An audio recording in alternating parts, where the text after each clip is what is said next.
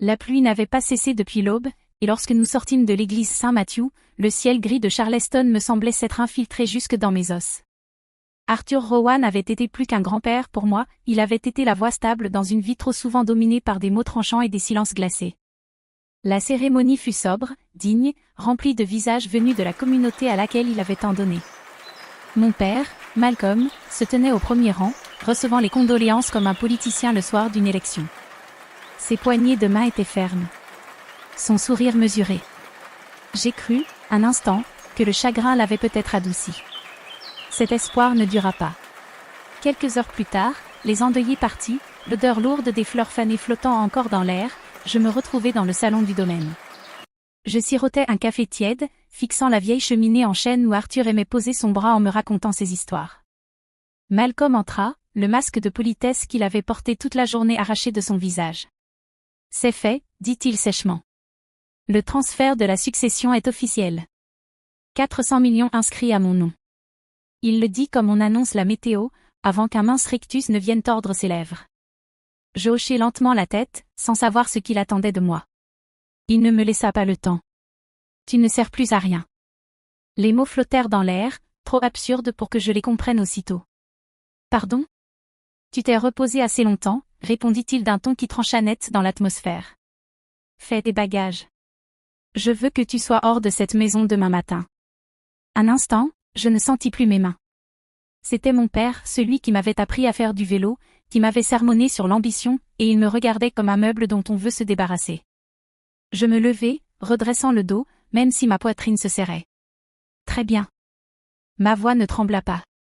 Je ne lui donnerai pas ce plaisir. Je quittai la pièce, le bruit de mes pas résonnant dans le long couloir menant à la chambre qui n'avait jamais vraiment été la mienne. J'ai grandi dans une maison où le silence servait de contrôle.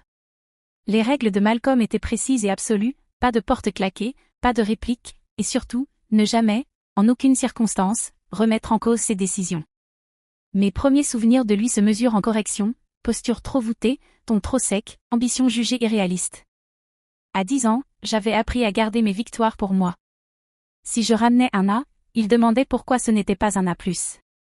Si je remportais un prix, il se demandait à voix haute combien d'autres enfants n'avaient même pas essayé.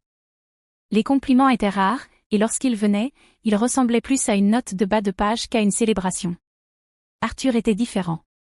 La présence de mon grand-père, c'était comme entrer dans un rayon de soleil après être resté trop longtemps à l'intérieur. Il ne me poussait pas à être parfaite. Il me demandait ce que je voulais, puis il écoutait, vraiment écoutait, ma réponse. À 15 ans, je lui ai confié que je voulais travailler dans la finance, comprendre les courants qui déplacent l'argent et le pouvoir. Malcolm avait ricané, appelant ça « un monde d'hommes ». Arthur s'était contenté de sourire et de me dire d'apprendre tout ce que je pouvais. Des années plus tard, lorsque j'ai été accepté dans un programme de master sélectif, Malcolm balaya ça d'un revers de main, le qualifiant de perte de temps et d'argent. Je me souviens être restée assise sur le porche avec Arthur ce soir-là, ma lettre d'admission sur les genoux, me demandant si je devais refuser. Il sirota son thé glacé, puis fit glisser discrètement une enveloppe vers moi. À l'intérieur, un chèque de banque assez grand pour couvrir ma première année de frais. « Ne lui dis rien, » dit Arthur. « C'est entre nous. Considère ça comme un investissement dans quelqu'un qui en vaut la peine. » C'était Arthur, croire en moi, même si cela lui coûtait quelque chose. Maintenant, debout dans ma chambre d'enfance, une valise à moitié pleine devant moi, je repensais à cette nuit-là et à la fierté silencieuse dans ses yeux. Malcolm pouvait me chasser de cette maison, mais il ne pouvait pas effacer les fondations qu'Arthur m'avait données.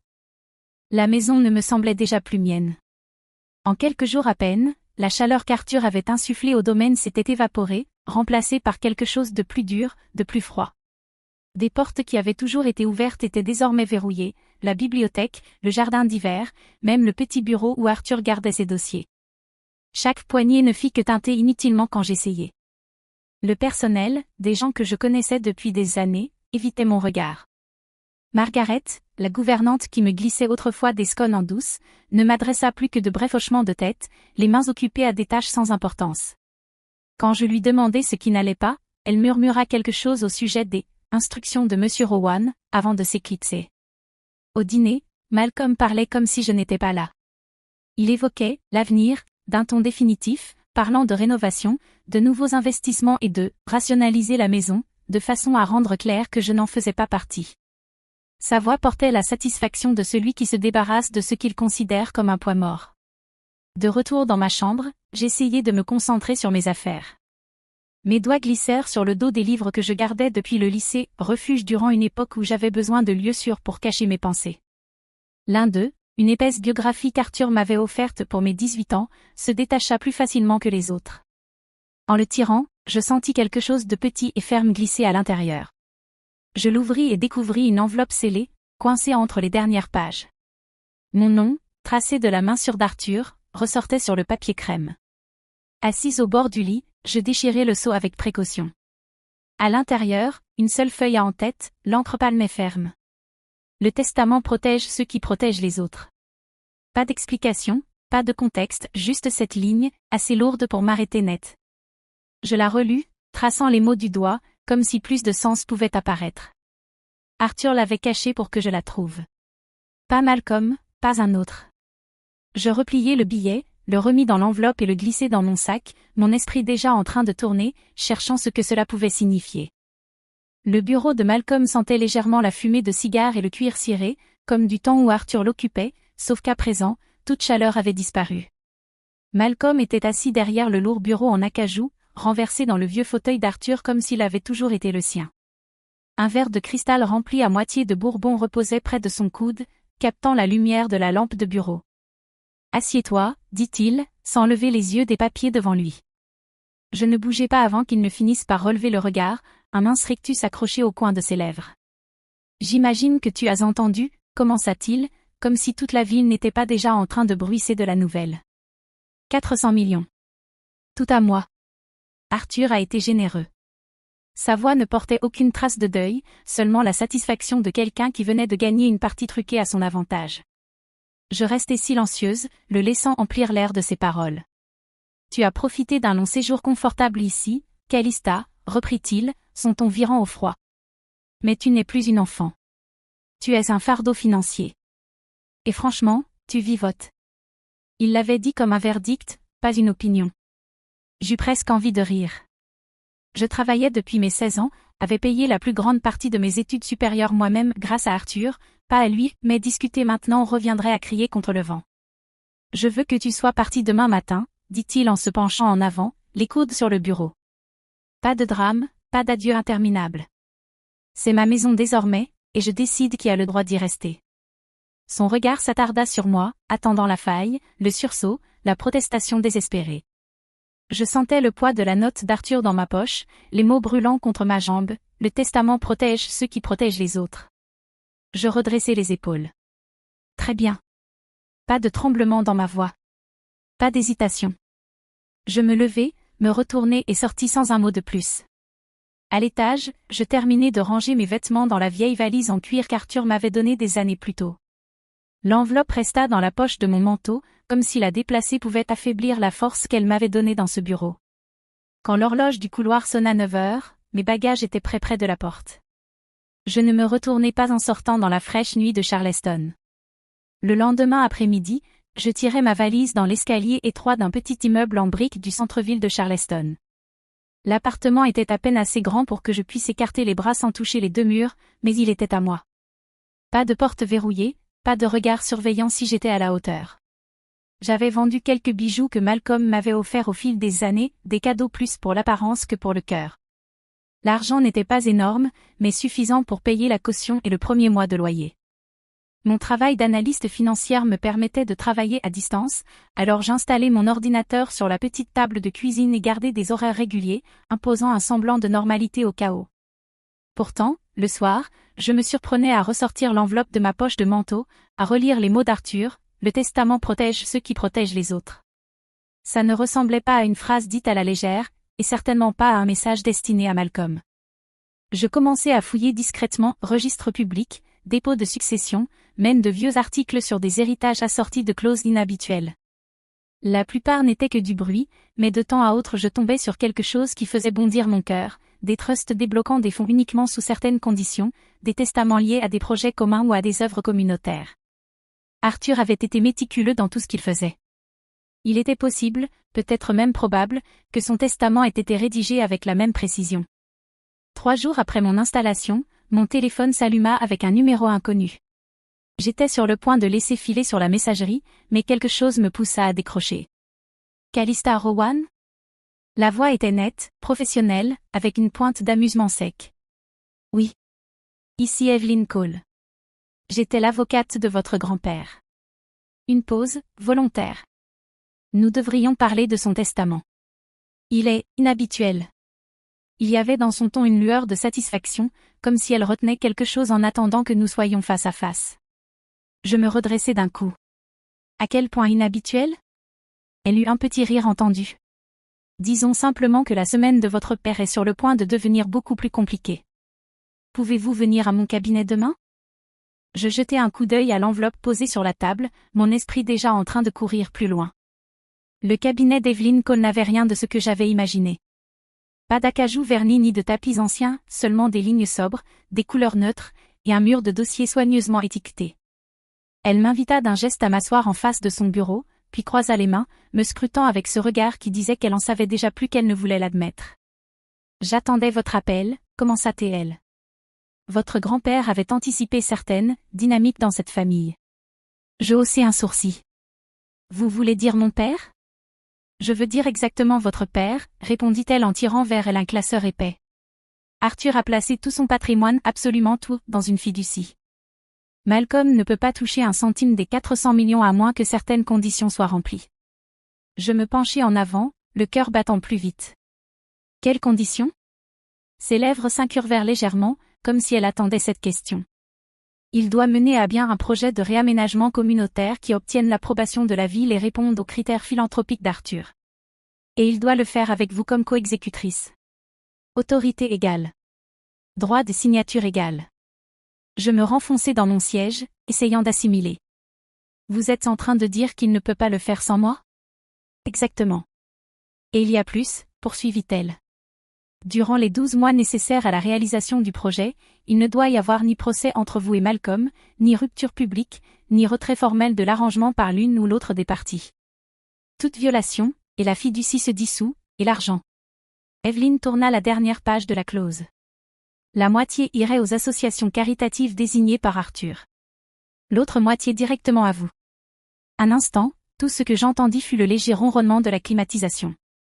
Je pensai à Malcolm dans son bureau, sûr de lui, convaincu qu'il avait déjà gagné. Je pensais à lui me disant que je ne servais à rien. Arthur avait vraiment tout prévu, murmurai-je. Il voulait s'assurer que la personne en qui il avait le plus confiance soit en position de protéger son héritage, dit Evelyn. Et cette personne n'était pas votre père.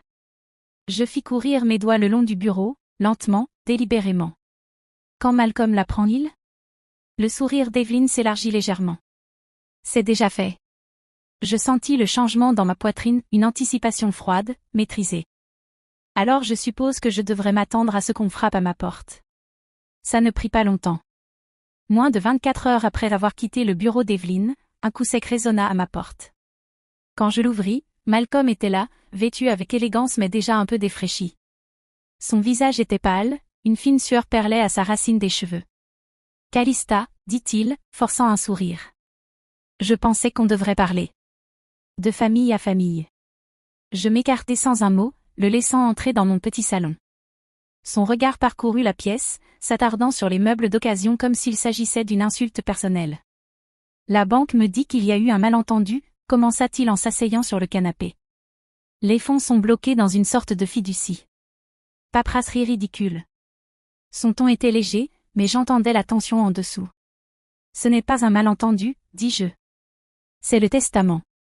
Il fit un geste vague de la main. Ton grand-père était sentimental. Je suis sûr qu'on peut contourner ça. Il se pencha en avant, adoucissant sa voix. Toi et moi, le sang reste le sang. Nous avons une eau différente, mais maintenant nous pouvons nous unir. Faire en sorte que ça marche pour nous deux. Les mots d'Arthur traversèrent mon esprit. Ne réagis pas, négocie. Qu'est-ce que tu proposes exactement? Demandai-je calmement. Que tu signes ce qu'il faut pour que je puisse avancer. Tu recevras quelque chose, bien sûr. Je soutins son regard. Ce n'est pas ce qui est écrit. Son sourire s'affaiblit. Calista, je t'offre une manière d'éviter les complications. Tu crois pouvoir gérer un projet de plusieurs millions sans moi? Tu nous feras couler tous les deux. La menace était là, tapie dans ses mots. Mais je ne bronchais pas. Si tu veux l'argent, dis-je, tu suivras les conditions. Toutes. Un muscle de sa mâchoire tressaillit. Un instant, je crus qu'il allait exploser, mais il se contenta de se lever et de rajuster sa veste.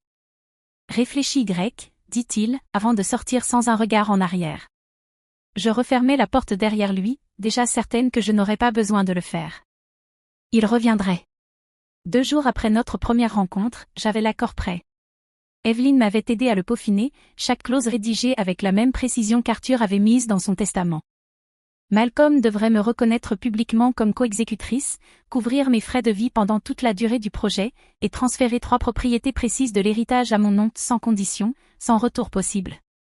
Quand je fis glisser le document de l'autre côté de la table de conférence d'Evelyn, les yeux de Malcolm le parcoururent rapidement avant de remonter vers moi. « Tu n'es pas sérieuse. » « Chaque mot, répondis-je. Il s'adossa, croisant les bras. « Je ne signerai pas ça. Tu m'extorques. » Je ne clignai pas des yeux. « C'est le testament qui t'extorque. Je t'offre juste une issue. » La semaine suivante, il traîna. Prétendit être occupé ailleurs. Renvoya des pages couvertes de notes en rouge.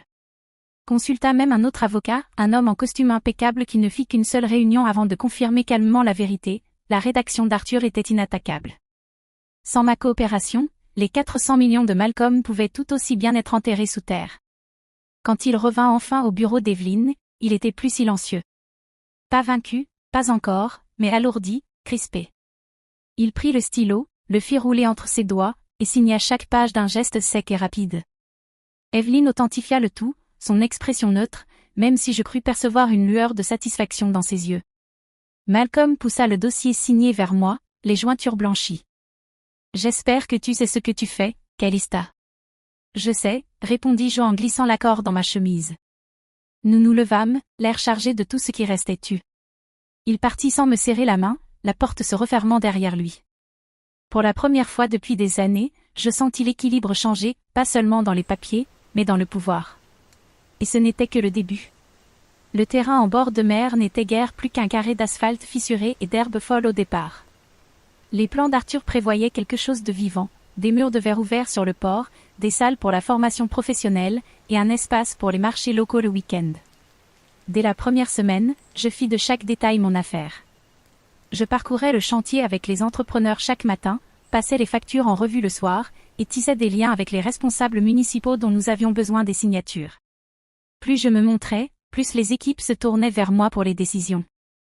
Malcolm détestait ça. Il arrivait en retard aux réunions, lançait des idées pour réduire le budget qui ne respectait ni les normes, ni la vision d'Arthur. Chaque fois que je refusais, il maugréait que j'étais impossible à gérer. Mais jamais il n'essaya de m'écarter. Il ne le pouvait pas. Le testament s'en assurait.